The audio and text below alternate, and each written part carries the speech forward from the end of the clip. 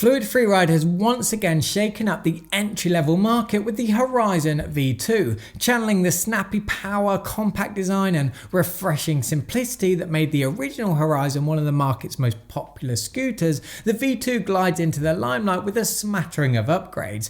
Among these are an improved waterproof display, ergonomically superior thumb throttle and a carry handle that moonlights as a footrest. But the Horizon's main USP remains the same: value for money. Available with either a 10.4 amp hour or 13 amp hour battery, it's the cheapest scooter with front and rear suspension. In this review, we'll take a look at all that the Horizon V2 has to offer. First, we'll run through its design and features, and then I'll share the results from my performance test and give my final verdict. And then at the end, I'll also share some alternatives that you may want to consider. So without further ado, let's jump in. At 23.2 inches, the handlebars are among the widest I've seen on an entry-level electric scooter. They're 47% wider than those sported by the Fluid Mosquito and 41% broader than a typical budget scooter. The added width can be felt in the scooter's handling and balance. Along the bar is here where you'll find what is perhaps the V2's biggest upgrade: the new display and thumb throttle. Whereas the previous Horizon featured a QS-S4 finger throttle that forced you to shape your hand into a claw, the new version is satisfyingly ergonomic. The display is also now protected by an IP66 water resistance rating, meaning it can withstand high pressure water jets from all directions. It is worth noting though that while the display is waterproof, the rest of the scooter isn't. It snowed and it rained while filming this review, resulting in the scooter getting pretty wet, but it continued to perform and is still working to this day. Nevertheless, it is best to avoid riding while it's wet out. As for the rest of the cockpit, there's a brake lever on the left and both sides of the handlebars fold parallel to the stem. If you want to compact the scooter down to its smallest form, then you'll need to spend about 20 seconds unscrewing the threaded cuffs on either side of the handlebars so that they can be folded. And while this takes significantly longer than the likes of the Mosquito or EMOVE Touring, which have spring-loaded cuffs, the benefit is that the handlebars are free from wobble. There's also its relatively lightweight mass of 42 pounds, telescopic stem and cantilevered folding mechanism that makes a reassuringly loud click when it's locked into place. If you choose to keep the handlebars locked in place, you can have the scooter collapse and ready to fit in the trunk of your car in mere seconds. The carry handle at the rear of the deck is a neat upgrade when it comes to navigating public transport and office buildings as well. And you can even purchase trolley wheels for a few extra bucks if you want to up the portability stakes. Moving our way down to the deck, I've seen some reviewers say that they think that it's short, but I think it's just right. When compared to its most fierce rivals, including the EMOVE Touring and Fluid Mosquito, it measures 4.5 and 1.7 inches shorter respectively. But this isn't taking into account the new carry handle, which doubles as a footrest. With this addition, there's another 3 inches of available foot space, and even without it, there's enough room to adopt an L-shaped stance. There are also 2 strips of grip tape that run the entirety of the deck to give your feet something to latch onto. Able to support up to 265 pounds of rider weight, the deck's load-bearing capacity is where I would expect it to be, especially considering that its rivals, the EMOVE Touring and Mosquito, both support 308 pounds and 265 pounds respectively.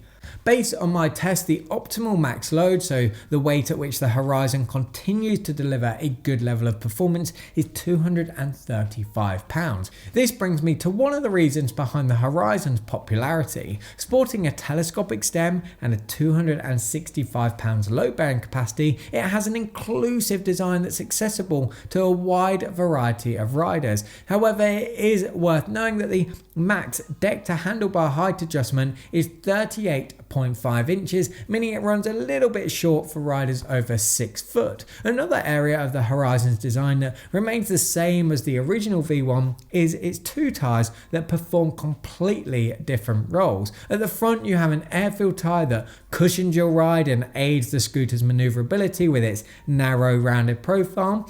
At the rear, there's a tyre that's solid, squarer and half an inch wider. This not only affords protection against punctures, but also delivers more traction. It works with the rear mounted motor to channel the torque and propel you forward. Elsewhere, the scooter is equipped with a set of lights. The headlight is mounted too low, which leaves the street ahead shrouded in more darkness than I would have liked. You'll need to invest in an extra clip-on headlight if nighttime rides are likely to be on the agenda. This is a common for the majority of electric scooters though, particularly those on the lower end of the price spectrum. Alongside the headlight, there are button lights at the front and rear of the deck, with the latter also functioning as flashing brake lights. As for overall build quality, well, the Horizon has always been a tough cookie, and the second iteration is no different. It's designed to be a low maintenance everyday scooter that can take a scrape or two. The telescopic stem is reassuredly sturdy and wobble free, while the cabling has been bunched and threaded through the frame to ensure there are no obstructions or vulnerabilities. There are no creaking, clanking or rattling sounds while riding, and the mix and match approach to its tyres significantly reduced the risk of flats. The front and rear fenders do a good job of protecting you from rogue flicks of water and mud, and they don't flap against the tyres either. So that's what the Horizon has to offer in the way of its design and features, but how did it perform in my tests? Let's take a look. Armed with a sprightly 48 volt 500 watt motor, a peak power output of 800 watts and a 20 amp controller, it can summon a top speed of 23 miles per hour. Compared to the rest of the scooters in the sub $800 price category, the 10.4 amp hour model tops the charts. Where the Horizon's real piece de resistance comes into play though is its ability to remain stable even when riding fast. Thanks to the evenly distributed weight of the frame, everything from the handlebars to the chassis feels aligned. Paired with the suspension system, vibrations are softened, making it feel secure underfoot. When we compare the Horizon's top speed to the 13 other models that sit within a range of $500 around its price tag, both the 10.4 and 13 variants sit firmly in the top 5. Now, two of the three scooters ahead of them, including the SPLACH Twin and Mosquito, cost up to $200 more, while the third, the EMOVE Touring, shares a similar price to the Horizon. In practice though, there's not a lot of difference between the Mosquito, EMOVE and Horizon models where speed is concerned. They also have similar acceleration rates, as you'll see next, so it comes down to your preference between the three. The opposite is true for the SPLACH Twin, boasting an equally compact design with a telescopic stem, foldable handlebars and cantilevered folding mechanism, yet with dual 48 volt 600 watt motors, there's no denying that it leaves the Horizon and the others in the dust. As for acceleration, the Horizon took 4.7 seconds to reach 15 miles per hour from a standstill. This places it between the EMOVE Touring and the Mosquito with just 0.2 and 0.3 seconds between them. However, when we compare the Horizon to the SPLACH Twin, it's easy to see the impact on performance that its more powerful dual motors have. It surges to 15 miles per hour in just 3 seconds, making it 36% faster. With its single motor, the Horizon is no mountaineer when it comes to slopes either. It can handle gentle inclines easily enough, but if you call somewhere like San Francisco home, then it may not be the scooter for you. Nevertheless, it's worth noting that both the Horizon at 10.4 and 13 are still top performers for climbing hills in the sub $900 category. Next up, let's take a look at the results from my range tests. If you opt for the 10.4 amp hour unit, you can expect a max of 23 miles or 70 miles under realistic riding conditions. If, however, you plump up the extra $80 for the 13 amp hour battery, your maximum range is elevated to 30 miles or 23 miles in real world environments. Now, placed against 13 other models that sit within a $500 bracket, the Horizon models have to settle for a middle of the pack ranking. It should be noted though that the winner here, the Turboant V8, has two batteries, one of which is detachable, but its overall package including power, build and ride quality is subpar compared to the Horizon. Ultimately, if range as well as power are important to you, then the SPLACH Twin and its 15.6 amp hour battery is your best bet. But ultimately, if you want a scooter with a small form factor, superior portability credentials, and a well-balanced spec sheet of performance, then the Horizon 13 would be my top pick. Besides, you only have to look at its suspension system to see how good of an all-rounder the Horizon really is. The front spring and air-filled tyre work together to soak up the brunt of impacts from irregularities in the road, while the dual-pronged rear springs compensate for what would be an otherwise bumpy ride from the solid rear tyre. Combined, the comprehensive system delivers a balanced ride that smooths out vibrations, and to put its shock-absorbing capabilities into perspective, the Horizon 10.4 is the cheapest electric scooter to have a full suspension system. One area of the Horizon's performance that left me feeling a little left down though was its brakes. From a speed of 50 miles per hour, it took 5 meters to stop. This pretty much puts it on par with the EMOVE Touring at 4.9 meters and the Mosquito at 4.8 meters, which makes its performance acceptable. But when compared to scooters like the SPLACH Twin, which achieved 2.9 meters, and even some less expensive models like the Turbo and X7 Max, which achieved 3 meters, it falls short. However, there is an advantage to the Horizon's braking setup, and that's the fact that the rear drum and regen brakes are extremely low maintenance.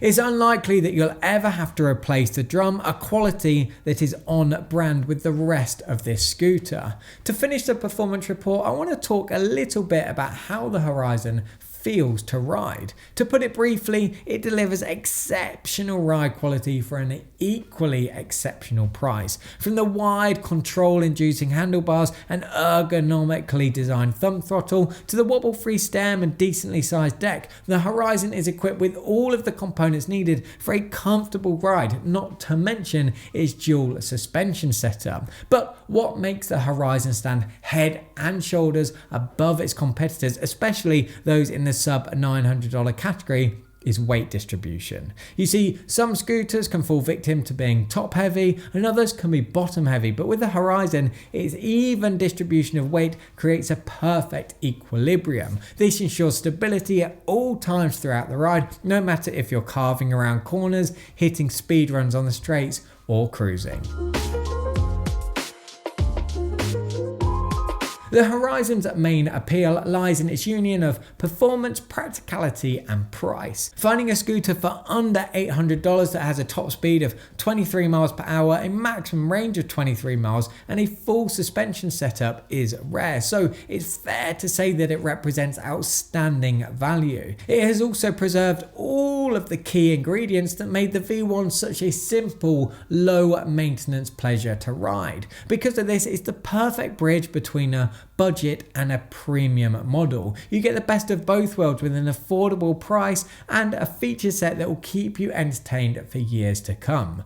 Pros include, it's a top performer in its price class, it has great ride quality, it's the cheapest scooter with full suspension, has a nippy acceleration rate, the collapsible handlebars make it extremely compact when folded, the telescopic stem allows riders to adjust the handlebar height, it has ergonomic controls, and it's low maintenance. Cons include there's no water resistance rating and the brakes could be better calibrated. Now, to help you while you're shopping around, I've also pulled together a list of 3 alternative scooters that you may want to consider. Kicking things off, we have the SPLACH Twin. It has 700 watts more power thanks to its dual motors, a 36% faster acceleration rate, a 5 miles per hour higher top speed, 13 more miles in its locker, 44% stronger brakes, and an IP54 water resistance rating, but it costs more, supports £45 less rider weight, is £11 heavier, and its controls aren't as ergonomic.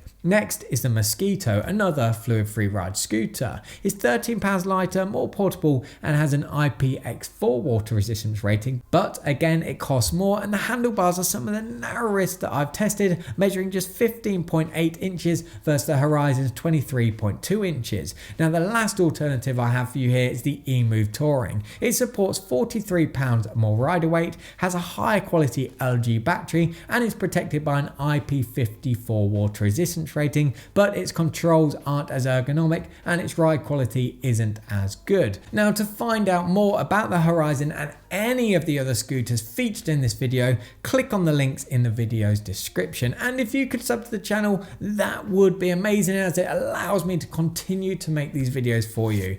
Thanks for watching.